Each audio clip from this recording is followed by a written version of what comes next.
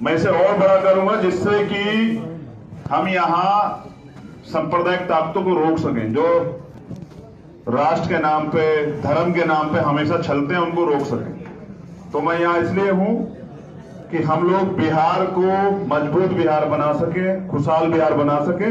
जो तमाम समस्याएं हैं यहाँ और हमारे एजेंडे हैं, हम अपने एजेंडों की वजह से यहाँ, बहुजन समाज की वजह से यहाँ है। हम यहाँ इसलिए हैं कि शोषित वंचित समाज के लोगों को उनके अधिकार मिले। जो लोग अहंकार में, हमने सभी लोगों ने निमंत्रण भेजा है और हमने पहल की थी। मैंने खुद कहा था कि भाजपा को रोकने के लिए किसी की मदद लेनी पड़े या किसी को मदद देनी पड़े। कुछ लोग अहंकार में बैठे हैं, उनको नहीं पता कि जनता नेता तय करती है। जनता वो होता है, आज का समाज नेता उसे मानता है जो उनके बीच में रहता है, जिनसे वो किसी भी समय मिल सके, जिसे अपना दुख दर्द कह सके। और वीआईपी सिक्योरिटी वाले मुझे नहीं लगता है कि गरीबों की आवाज को सुन पाएंगे। धन्यवाद। जहाँ जाते हैं वहाँ जातीय संघर्ष होते हैं, अक्सर ये आपके ऊपर आरोप लगते हैं। जरा आर भारत जी, मेरा आग्रह है, देखिए मैं वहां जाता हूं जहां जाति के नाम से हमारे लोगों पर अत्याचार किया जाता है। मैं कल गया था हाथरस, आप बयां कर पाएंगे, आर भारत में तो नहीं दिखाया। एक बच्ची की जीभ काट ली गई, उसका रेप हुआ, उसके दोनों हाथ पैर तोड़ दिए गए, उसकी रीढ़ की हड्डी फ्रैक्चर कर दी गई। वो 14 दिन से हॉस्पिटल में है, ना किसी महिला आयोग ने संज्ञान लिया। कल मेरे जाने के बाद कम से कम मैं इसलिए चला जाता कि न्यूज वाले जो संज्ञान लेते हैं और अपराधियों को सजा मिलना जो है आसान हो जाता है। मैं जहां जाता हूं इसलिए जाता हूं कि इस देश में रहने वाले 19-20% दलितों की भी कहीं बात हो जाए। मैं यहाँ भी इसलिए हूं कि मैंने इनसे वादा लिया है कि यहाँ भी जातीय अत्याचार पे हम लोग पाबंदी लगाएंगे। मेरी सबसे पहली मांग यही है कि अगर यहाँ किसी भी अत्याचार तो किसी पे भी नहीं होना चाहिए। अगर जिस वर्ग से मैं आता हूं, दलित समाज, किसी जाति पे अत्याचार होगा, किसी मुसलमान पे, बैकवर्ड किसी भाई पे, किसी महिला पे अत्याचार होगा, तो हम लोग एसी के कमरों में नहीं सोएंगे, सड़क पे निकल के जवाब देंगे। और हम लोग सत्ता में होंगे तो ऐसा दिन नहीं आएगा। धन्यवाद। चंद्रशेखर जी, सवाल ये है कि एनडीए हो चाहे महागठबंधन हो, दोनों जगह सीट शेयरिंग को लेकर विवाद चल रहा है। सर पीडीए में क्या है सीट शेयरिंग का? सर क्योंकि 2 दिन बचे हुए हैं। कोई आप भैया, कोई आप चिंता ना करिए।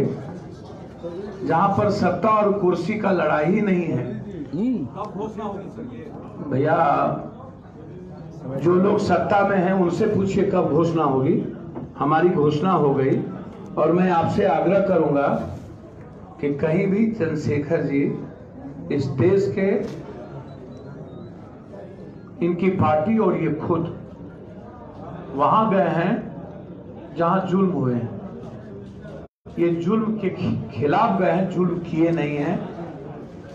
ये प्रतीक है जुल्म के खिलाफ। इसलिए ये जाति व्यवस्था पर हमला इनका नहीं होता, ये जुल्म पर हमला होता। और किसी को कुछ पूछना? और चंद्रशेखर जी,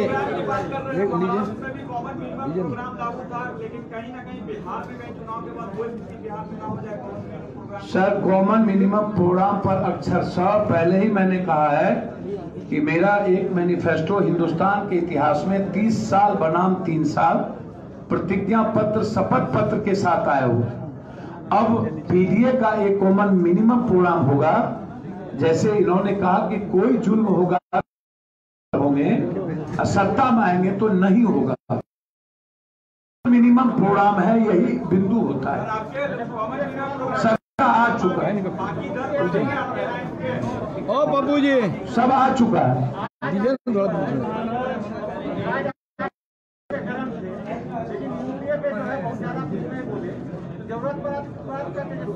तो आपने क्या देखा? यूपीए पर हम नहीं बोले कि बीजेपी क्या करा रही है कुशवाहा जी और मांझी जी को। भैया राजद एक अच्छा नेतृत्व के साथ आता है तो क्या दिक्कत है हमको? कहां हम किसी से अपमानित होते हैं यार? आप चिंता ना करिए। चंद्रशेखर जी, एक मिनट, बिहार में रामविलास पासवान, एक मिनट आप रुक जाइए। 1 मिनट पंजाब केसरी जी, 1 मिनट रुकिए, आप पूछिए। क्या आपकी पार्टी से मुसलमानों की पार्टी और दूसरा क्वेश्चन मेरा ये है कि इन पर हमेशा एंटी नेशनल होने का इल्जाम लगाता है। देखिए, मैं एसडीपीआई के राष्ट्रीय अध्यक्ष एम के फैजी की तरफ से और एसडीपीआई की तरफ से यहाँ पर कर रहा हूँ। सवाल ये है कि ये सिर्फ क्या मुसलमानों की पार्टी है? अगर मुसलमानों की बनाई हुई पार्टी सिर्फ मुसलमानों की पार्टी होती है तो एसडीपीआई को आप मुसलमानों की पार्टी कहते हैं। मुसलमानों की लीडरशिप से कोई पार्टी नहीं होती, वरना सिर्फ लालू प्रसाद की यादव की पार्टी होती। हमारे लीडर यहाँ पर बैठे हुए हैं, जो हमने चुना हुआ है कि ये पप्पू यादव साहब हमारे लीडर होंगे। तो अगर मुसलमानों की पार्टी है तो भी हम दम कर रहे हैं उस शिनाख्त में जो सबकी पार्टियां, यहाँ चंद्रशेखर साहब बैठे हुए हैं, यहाँ पे मातंग साहब हमारे साथ हैं, और ये शुरुआत है एक ऐसे मूवमेंट की जो बिहार बचाओ से शुरू होगा और देश बचाओ तक जाएगा। क्योंकि बिहार में हमने जो मजबूर वोटर देखा है उसको हम आज़ाद और प्रतिष्ठावान बनाना चाहते हैं, इसलिए हम इसमें आए हैं। और हम देशभक्त हैं तो इस बात के लिए हमें कोई भी बताने की जरूरत नहीं है, क्योंकि हम संघर्ष की पार्टी है। और कमजोरों को और उन लोगों को जिनको इंसाफ नहीं मिल रहा, उन्हें दलित भी है, बैकवर्ड भी है, कमजोर सारे तबकात हैं, उनके लिए लड़ाई लड़ रहे हैं। तो जो हमारे ऊपर इल्जाम लगे कि हम इसी तरह से गठबंधन बना के लोगों को के साथ, जो आज ये पार्टी, ये जो गठबंधन है, इसमें किसी तरह का भी कोई आइडियोलॉजिकल डिफरेंस नहीं है। एक तरह से सोचने वाले लोग एक साथ आए हैं जो किसी दूसरे गठबंधन में नहीं है, इसलिए ये गठबंधन बहुत दूर जाएगा। आज इसको लॉन्चिंग इवेंट है इसकी, ये जाता चला जाएगा और एक्सपेंशन बढ़ता जाएगा, आप देखेंगे। सबसे बड़ी बात मैं आपको बता दूं, एसडीपीआई के साथ समझौता बीएसपी का कर्नाटक में, जेडीएस का देवगौड़ा जी का कर्नाटक में, केरल कांग्रेस बेंगलोर में, एआईडीएमके तमिलनाडु में और सपा का केरल में, इनका गठबंधन है और निहायत संविधान बचाने वाली एक शख्सियत है। चलिए और कुछ चंद्रशेखर जी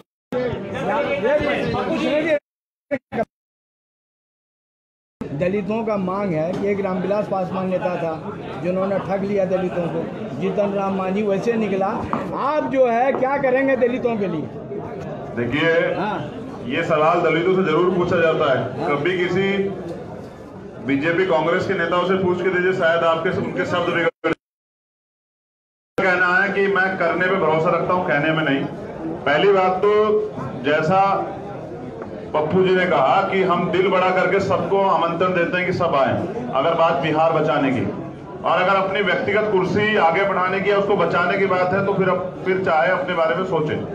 दूसरी बात, दलितों को इस देश में जाति धर्म से ऊपर उठ के अधिकार चाहिए और अधिकारों की लड़ाई को मजबूती से लड़ रहे हैं। जिस तरह के अत्याचार दलितों पे होते हैं, हमें उससे मुक्ति चाहिए। और हमारा मुद्दा है आरक्षण का, जो सिर्फ दलितों के लिए नहीं, एससी, एसटी, ओबीसी और माइनॉरिटी के लिए भी जातिगत जनगणना हो और संख्या के आधार पर आरक्षण घोषित हो, जिससे कि दलित भी इस देश में सम्मान का जीवन जो है यापन कर सके। तो अब जो मुद्दे हैं कॉमन मिनिमम प्रोग्राम में आपको बताए जाएंगे, और करने को तो हमने करके दिखाया कि आज जय भीम का नारा और नीला झंडा जो है बिहार में भी, जब बिहार बंद बुलाया जाता तो बहुत मजबूती से जो है गूंजता नजर आता है। धन्यवाद। पप्पू जी, हाँ, वैसी से खौफ है आपको या उन्होंने दावत दिया आपने इस लाइन में शामिल होने के लिए? असदुद्दीन ओवैसी से पॉलिटिकल खौफ, जिसको कोरोना से खौफ ना हो उसको दुनिया में किससे खौफ होगा? आपने इनवाइट किया उनको? सर मैं एक बात बताऊं, जो भी व्यक्ति बिहार बचाने में आएंगे उनका स्वागत करें। मुझे कोई मतलब किसी से कोई गिला शिकवा आपत्ति नहीं है।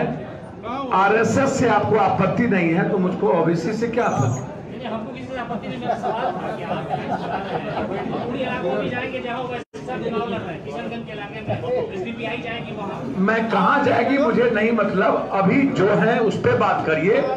हम ज्योतिष नहीं है इन लोगों की तरह, लेकिन बिहार बचाने में कोई कमी नहीं रखेंगे। मैं आपको विश्वास दिलाता हूं। मैंने फिर अंतिम में मैं कह के अपनी बात समाप्त करता हूं। आपका खाना है कि मैं उपेंद्र कुशवाहा जी, मैं चिराग पासवान जी से आग्रह करूंगा कि आप लीडर बने, आप परजीवी दलित को ना बनाएं और ना ही कुशवाहा को परजीवी बनाएं। धन्यवाद, नमस्कार। Sir sir sir sir sir sir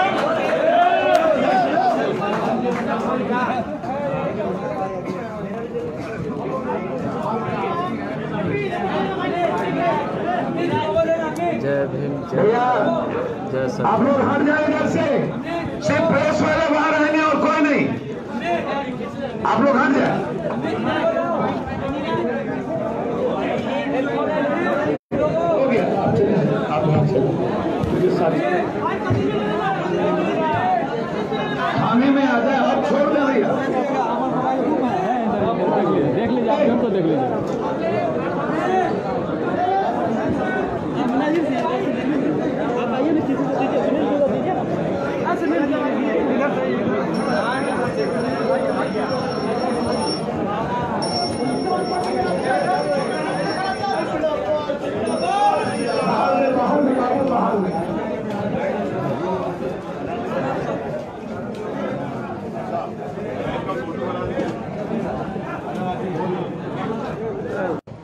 मैं इसे और बड़ा करूंगा जिससे कि हम यहाँ सांप्रदायिक ताकतों को रोक सकें, जो राष्ट्र के नाम पे, धर्म के नाम पे हमेशा छलते हैं, उनको रोक सकें। तो मैं यहाँ इसलिए हूं कि हम लोग बिहार को मजबूत बिहार बना सके, खुशहाल बिहार बना सके।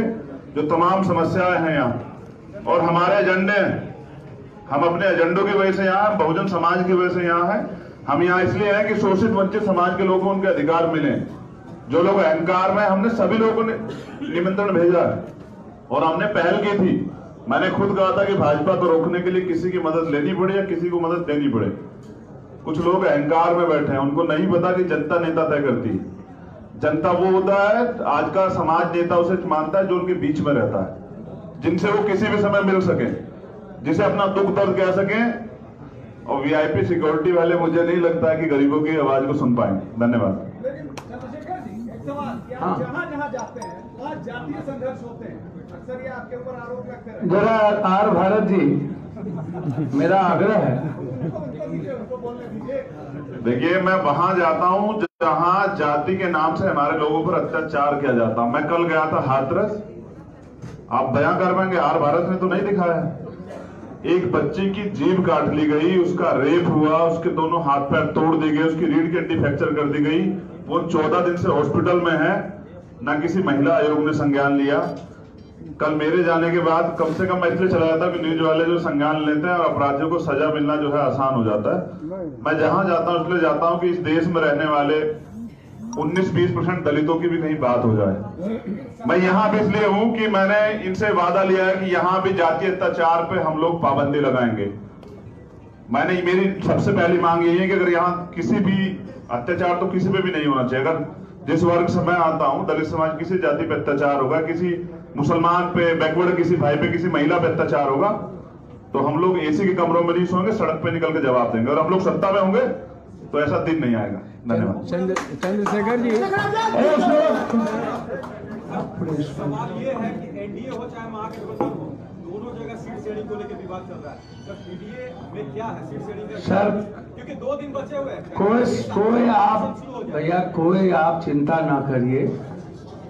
जहां पर सत्ता और कुर्सी का लड़ाई ही नहीं है, कब घोषणा होगी सर ये?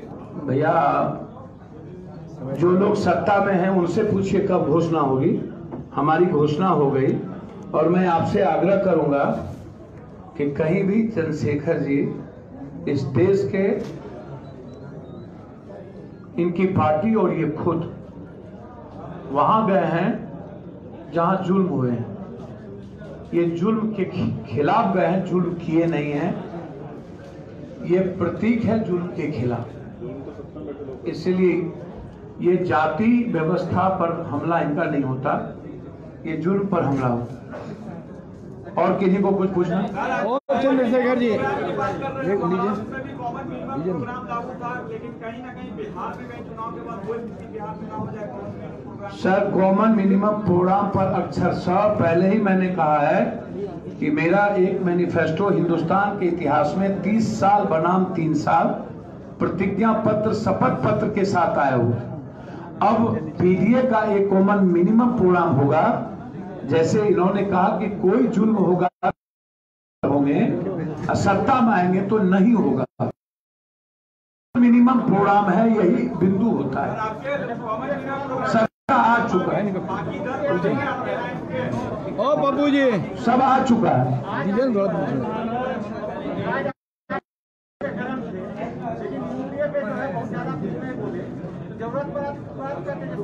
तो आपने क्या देखा? यूपीए पर हम नहीं बोले कि बीजेपी क्या करा रही है कुशवाहा जी और मांझी जी को। भैया, राजद एक अच्छा नेतृत्व के साथ आता है तो क्या दिक्कत है हमको? कहां हम किसी से अपमानित होते हैं यार?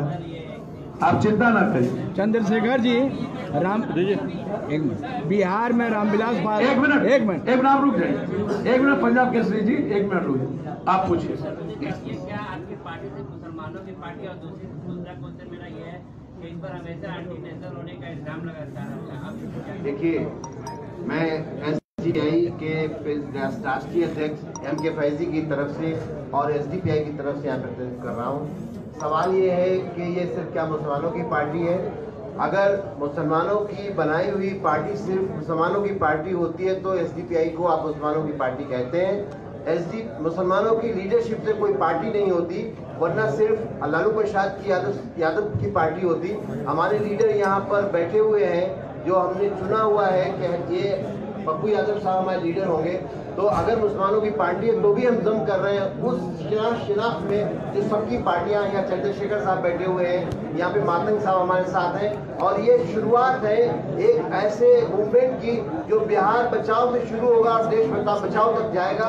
क्योंकि बिहार में हमने जो मजबूर वोटर देखा है उसको हम आज़ाद और प्रतिष्ठावान बनाना चाहते हैं, इसलिए हम इसमें आए हैं। और हम देशभक्त हैं, तो इस बात के लिए हमें कोई भी बताने की जरूरत नहीं है, क्योंकि हम संघर्ष की पार्टी है। और कमजोरों को और उन लोगों को जिनको इंसाफ नहीं मिल रहा, उन्हें दलित भी है, बैकवर्ड भी है, कमजोर सारे तबकात हैं, उनके लिए लड़ाई कर रहे हैं। तो जो हमारे ऊपर इल्जाम लगे कि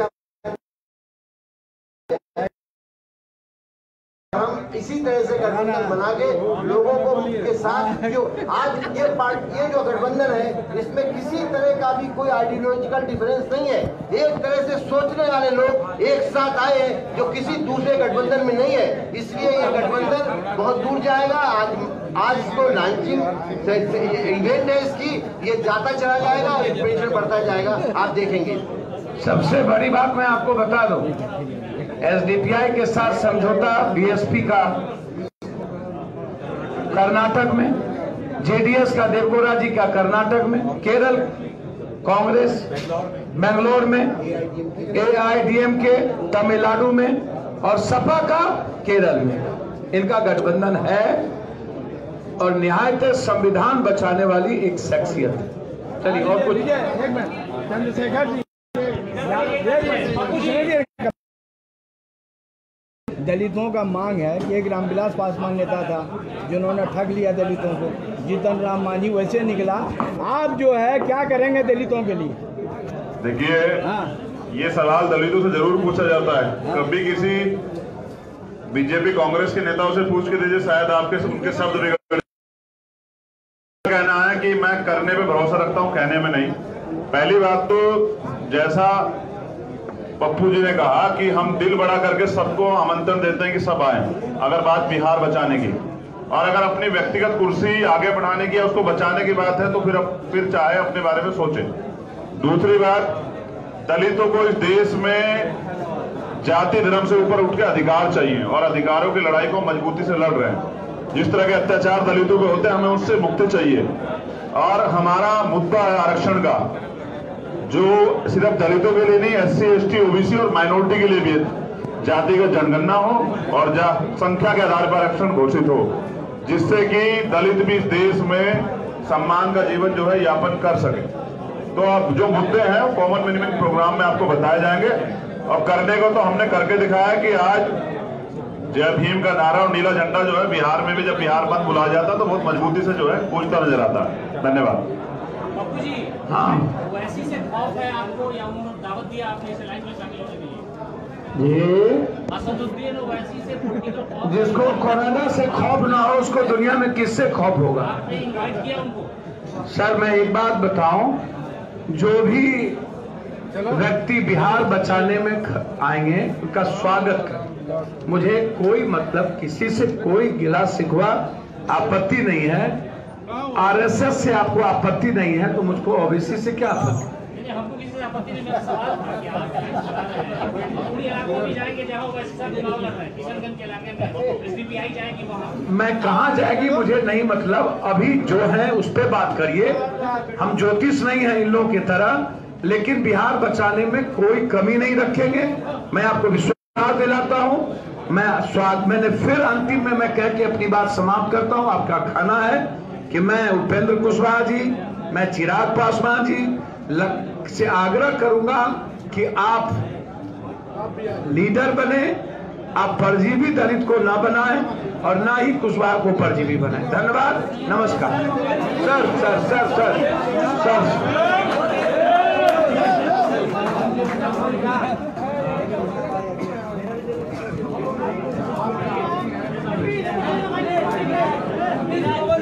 जय भीम, भैया जय सर। आप लोग हट जाए इधर से, सिर्फ प्रेस वाले बाहर रहेंगे और कोई नहीं।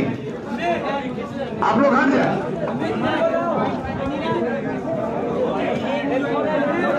हो गया, आप चलिए, आप चलिए।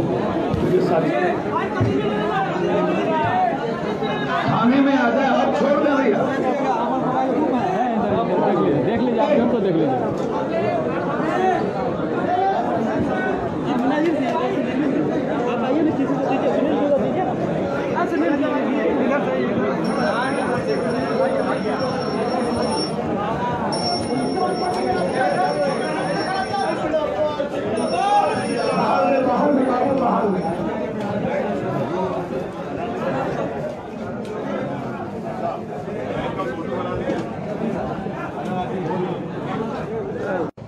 मैं इसे और बड़ा करूंगा जिससे कि हम यहाँ सांप्रदायिक ताकतों को रोक सकें, जो राष्ट्र के नाम पे, धर्म के नाम पे हमेशा छलते हैं, उनको रोक सकें। तो मैं यहाँ इसलिए हूं कि हम लोग बिहार को मजबूत बिहार बना सके, खुशहाल बिहार बना सके। जो तमाम समस्याएं हैं यहाँ और हमारे एजेंडे हैं, हम अपने एजेंडों की वजह से यहाँ, बहुजन समाज की वजह से यहाँ है। हम यहाँ इसलिए हैं कि शोषित वंचित समाज के लोगों को उनके अधिकार मिले। जो लोग अहंकार में, हमने सभी लोगों ने निमंत्रण भेजा है और हमने पहल की थी। मैंने खुद कहा था कि भाजपा को रोकने के लिए किसी की मदद लेनी पड़े या किसी को मदद देनी पड़े। कुछ लोग अहंकार में बैठे हैं, उनको नहीं पता कि जनता नेता तय करती है। जनता वो होता है, आज का समाज नेता उसे मानता है जो उनके बीच में रहता है, जिनसे वो किसी भी समय मिल सके, जिसे अपना दुख दर्द कह सके। और वीआईपी सिक्योरिटी वाले मुझे नहीं लगता है कि गरीबों की आवाज को सुन पाएंगे। धन्यवाद। चंद्रशेखर जी, एक सवाल, कि आप जहाँ जाते हैं वहाँ जातीय संघर्ष होते हैं, अक्सर ये आपके ऊपर आरोप लगते हैं। जरा आर भारत जी, मेरा आग्रह है। उनको बोलने दीजिए। देखिए, मैं वहां जाता हूं जहां जाति के नाम से हमारे लोगों पर अत्याचार किया जाता है। मैं कल गया था हाथरस, आप बयां कर पाएंगे, आर भारत में तो नहीं दिखाया। एक बच्ची की जीभ काट ली गई, उसका रेप हुआ, उसके दोनों हाथ पैर तोड़ दिए गए, उसकी रीढ़ की हड्डी फ्रैक्चर कर दी गई। वो 14 दिन से हॉस्पिटल में है, ना किसी महिला आयोग ने संज्ञान लिया। कल मेरे जाने के बाद कम से कम मैं इसलिए चला जाता कि न्यूज वाले जो संज्ञान लेते हैं और अपराधियों को सजा मिलना जो है आसान हो जाता है। मैं जहां जाता हूं इसलिए जाता हूं कि इस देश में रहने वाले 19-20% दलितों की भी कहीं बात हो जाए। मैं यहाँ भी इसलिए हूं कि मैंने इनसे वादा लिया है कि यहाँ भी जातीय अत्याचार पे हम लोग पाबंदी लगाएंगे। मेरी सबसे पहली मांग यही है कि अगर यहाँ किसी भी अत्याचार, तो किसी पे भी नहीं होना चाहिए। अगर जिस वर्ग से मैं आता हूँ, दलित समाज, किसी जाति पे अत्याचार होगा, किसी मुसलमान पे, बैकवर्ड किसी भाई पे, किसी महिला पे अत्याचार होगा, तो हम लोग एसी के कमरों में नहीं सोएंगे, सड़क पे निकल के जवाब देंगे। और हम लोग सत्ता में होंगे तो ऐसा दिन नहीं आएगा। धन्यवाद। चंद्रशेखर जी, सवाल ये है कि एनडीए हो चाहे महागठबंधन हो, दोनों जगह सीट शेयरिंग को लेकर विवाद चल रहा है। सर, पीडीए में क्या है सीट शेयरिंग का? सर, क्योंकि 2 दिन बचे हुए हैं। कोई आप भैया, कोई आप चिंता ना करिए। जहां पर सत्ता और कुर्सी का लड़ाई ही नहीं है। कब घोषणा होगी सर ये? भैया, जो लोग सत्ता में हैं उनसे पूछिए कब घोषणा होगी। हमारी घोषणा हो गई और मैं आपसे आग्रह करूंगा कि कहीं भी चंद्रशेखर जी इस देश के, इनकी पार्टी और ये खुद वहां गए हैं जहां जुल्म हुए हैं। ये जुल्म के खिलाफ गए हैं, जुल्म किए नहीं हैं। ये प्रतीक है जुल्म के खिलाफ। इसलिए ये जाति व्यवस्था पर हमला इनका नहीं होता, ये जुल्म पर हमला होता। और किसी को कुछ पूछना? और चंद्रशेखर जी लेकिन कहीं ना कहीं बिहार में कहीं चुनाव के बाद कोई बिहार में ना हो जाए। सर, कॉमन मिनिमम प्रोग्राम पर अक्षरशः पहले ही मैंने कहा है कि मेरा एक मैनिफेस्टो हिंदुस्तान के इतिहास में 30 साल बनाम 3 साल प्रतिज्ञा पत्र शपथ पत्र के साथ आया हुआ। अब पीडीए का एक कॉमन मिनिमम प्रोग्राम होगा। जैसे इन्होंने कहा कि कोई जुल्म होगा होंगे, सत्ता में आएंगे तो नहीं होगा। मिनिमम प्रोग्राम है, यही बिंदु होता है। सत्ता आ चुका है, ओ पप्पू जी सब आ चुका है।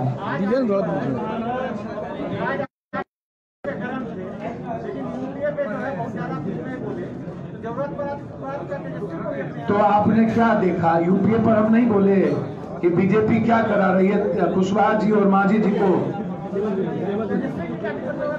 भैया, राजद एक अच्छा नेतृत्व के साथ आता है तो क्या दिक्कत है हमको? कहां हम किसी से अपमानित होते हैं यार, आप चिंता ना करिए। चंद्रशेखर जी बिहार में रामविलास पासवान एक मिनट रुक जाइए। 1 मिनट पंजाब केसरी जी, 1 मिनट रुक जाइए, आप पूछिए। ये क्या आपकी पार्टी से मुसलमानों की पार्टी और दूसरा क्वेश्चन मेरा ये है कि इस पर हमेशा एंटी नेशनल होने का इल्जाम लगाता रहता है। देखिए, मैं एसडीपीआई के राष्ट्रीय अध्यक्ष एम के फैजी की तरफ से और एसडीपीआई की तरफ से यहाँ प्रेजेंट कर रहा हूँ। सवाल ये है कि ये सिर्फ क्या मुसलमानों की पार्टी है? अगर मुसलमानों की बनाई हुई पार्टी सिर्फ मुसलमानों की पार्टी होती है तो एसडीपीआई को आप मुसलमानों की पार्टी कहते हैं। मुसलमानों की लीडरशिप से कोई पार्टी नहीं होती, वरना सिर्फ लालू प्रसाद की यादव की पार्टी होती। हमारे लीडर यहाँ पर बैठे हुए हैं, जो हमने चुना हुआ है कि ये पप्पू यादव साहब हमारे लीडर होंगे। तो अगर मुसलमानों की पार्टी है तो भी हम दम कर रहे हैं उस शिनाख्त में जो सबकी पार्टियां, यहाँ चंद्रशेखर साहब बैठे हुए हैं, यहाँ पे मातंग साहब हमारे साथ हैं। और ये शुरुआत है एक ऐसे मूवमेंट की जो बिहार बचाओ से शुरू होगा और देश बचाओ तक जाएगा। क्योंकि बिहार में हमने जो मजबूर वोटर देखा है उसको हम आज़ाद और प्रतिष्ठावान बनाना चाहते हैं, इसलिए हम इसमें आए हैं। और हम देशभक्त हैं तो इस बात के लिए हमें कोई भी बताने की जरूरत नहीं है, क्योंकि हम संघर्ष की पार्टी है। और कमजोरों को और उन लोगों को जिनको इंसाफ नहीं मिल रहा, उन्हें दलित भी है, बैकवर्ड भी है, कमजोर सारे तबकात हैं, उनके लिए लड़ाई लड़ रहे हैं। तो जो हमारे ऊपर इल्जाम लगे कि हम इसी तरह से गठबंधन बना के लोगों को के साथ, जो आज ये पार्टी, ये जो गठबंधन है, इसमें किसी तरह का भी कोई आइडियोलॉजिकल डिफरेंस नहीं है। एक तरह से सोचने वाले लोग एक साथ आए हैं जो किसी दूसरे गठबंधन में नहीं है, इसलिए ये गठबंधन बहुत दूर जाएगा। आज इसको लॉन्चिंग इवेंट है इसकी, ये जाता चला जाएगा और एक्सपेंशन बढ़ता जाएगा, आप देखेंगे। सबसे बड़ी बात मैं आपको बता दूं, एसडीपीआई के साथ समझौता बीएसपी का कर्नाटक में, जेडीएस का देवगौड़ा जी का कर्नाटक में, केरल कांग्रेस बेंगलोर में, एआईडीएमके तमिलनाडु में और सपा का केरल में। इनका गठबंधन है और निहायत संविधान बचाने वाली एक शख्सियत है। चलिए और कुछ। चंद्रशेखर जी दलितों का मांग है कि एक रामविलास पासवान नेता था जिन्होंने ठग लिया दलितों को, जीतन राम मांझी वैसे निकला। आप जो है क्या करेंगे दलितों के लिए? देखिए, ये सवाल दलितों से जरूर पूछा जाता है। कभी किसी बीजेपी कांग्रेस के नेताओं से पूछ के दीजिए, शायद आपके उनके शब्द बिगड़। कहना है कि मैं करने पे भरोसा रखता हूं, कहने में नहीं। पहली बात तो जैसा पप्पू जी ने कहा कि हम दिल बड़ा करके सबको आमंत्रण देते हैं कि सब आए। अगर बात बिहार बचाने की और अगर अपनी व्यक्तिगत कुर्सी आगे बढ़ाने की या उसको बचाने की बात है तो फिर चाहे अपने बारे में सोचें। दूसरी बात, दलितों को इस देश में जाति धर्म से ऊपर उठ के अधिकार चाहिए और अधिकारों की लड़ाई को मजबूती से लड़ रहे हैं। जिस तरह के अत्याचार दलितों पे होते हैं, हमें उससे मुक्ति चाहिए। और हमारा मुद्दा है आरक्षण का, जो सिर्फ दलितों के लिए नहीं, एससी एसटी ओबीसी और माइनॉरिटी के लिए भी है। जातिगत जनगणना हो और संख्या के आधार पर आरक्षण घोषित हो, जिससे कि दलित भी इस देश में सम्मान का जीवन जो है यापन कर सके।